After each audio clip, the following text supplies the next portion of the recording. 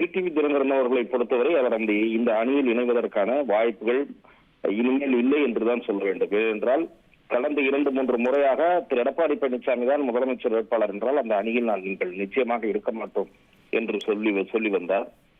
நேற்று தினம் திரு எடப்பாடி பழனிசாமி இவரையும் திரு ஓபிஎஸ் அவர்களையும் நேரடியாகவும் திரு செங்கோட்டையன் போன்றவர்களை மறைமுகமாகவும் விமர்சித்தது என்பது கட்சியில் மீண்டும் ஒற்றுமையை அவர் விரும்பவில்லை என்பதைத்தான் காட்டியிருக்கிறது. அவர் இவர்களுக்கு பதில் சொன்னார் என்பதை விட அவர் மறைமுகமாக பாரதிய ஜனதாவுக்குத்தான் தன்னுடைய பேச்சின் மூலம் ஒரு செய்தியை வெளிப்படுத்தினார் என்றுதான் நான் பார்க்கிறேன். இவர்களை எல்லாம் கொண்டு வந்து சேர்த்து ஒற்றுமை என்றெல்லாம் இவர்கள் பாஜகவை தானே நம்பியிருக்கிறார்கள் என்பதை நன்றாக புரிந்து கொண்டுதான் திரு எடப்பாடி பழனிசாமி பேசியிருக்கிறார்.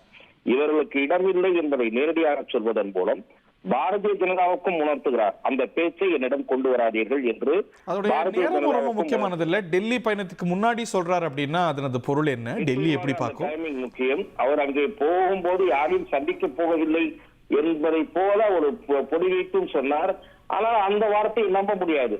ஏனென்றால் அவர் கூட்டணிக்காக போகவில்லை என்று பல கார்கள் மாறி அமித்ஷாவை போய் சந்தித்தவர் தான் திரு எடப்பாடி பழனிசாமி. ரகசிய பயணமாக மேற்கொண்டவர். சொந்த கட்சிக்காரர்களுக்கே தெரிவிக்காமல் உள்துறை அமைச்சரை சந்தித்தவர் தான் திரு எடப்பாடி பழனிசாமி. ஆகவே அவருடைய வார்த்தைகள் நம்பத்தகாதவை. அது ஒரு பக்கம் இருக்கட்டும். திரு டிடிவி தினகரன் அவர்கள் இன்றைக்கு அளித்திருக்கிற பேட்டியில் ஒரு கருத்து ஏற்றுக்கொள்ள இயலாத கருத்து. அது பாதி உண்மை என்றாலும் கூட முழுமையான உண்மை அல்ல. திரு எடப்பாடி பழனிசாமியின் ஆட்சியை காப்பாற்றியது திருமதி சசிகலா அவர்களின் உத்தரவின் பேரில் அந்த எம்எல்ஏக்கள் தான் என்கிறார். அது ஒரு பகுதி தான் ஏற்க முடியும். இன்னொரு பகுதி என்ன? திரு எடப்பாடி பழனிசாமி ஆட்சி நீடிப்பதற்கு திரு ஓபிஎஸ் உதவினார். 11 எம்எல்ஏக்களின் ஆதரவை அளித்தார். அந்த ஆதரவு எப்படி அளிக்கப்பட்டது? தானாக விரும்பி அளிக்கப்பட்டதா? விரும்பி அளிக்கப்பட்ட ஆதரவே அல்ல. பாரத பிரதமருடைய தலையீட்டின் பேரில் திரு எடப்பாடி பழனிசாமிக்கு கிடைத்த ஆதரவு. ஆகவே பாரதிய ஜனதா ஆதரித்தது என்று திரு எடப்பாடி பழனிசாமி கூறியதும் உண்மை, திரு டிடிவி தினகரன் கூறுவதும் உண்மை.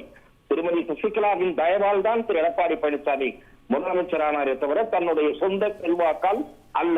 திரு டிடிவி தினகரன் அவர்கள் கூறுவதை போல அவர் மக்களால் தேர்ந்தெடுக்கப்பட்ட முதலமைச்சர் அல்ல. அவர் திருமதி சசிகலாவால் நியமனம் செய்யப்பட்டவர். அதுதான் உண்மை. ஆகவே இப்போது கூட்டணி விஷயம், வலிமையான கூட்டணியை கட்டமைக்கிறோம் என்று கூறி வந்த எடப்பாடி பழனிசாமி அதற்கான வாய்ப்பே இல்லை என்பதை தன்னுடைய பேச்சின் மூலம் உணர்த்திவிட்டார்.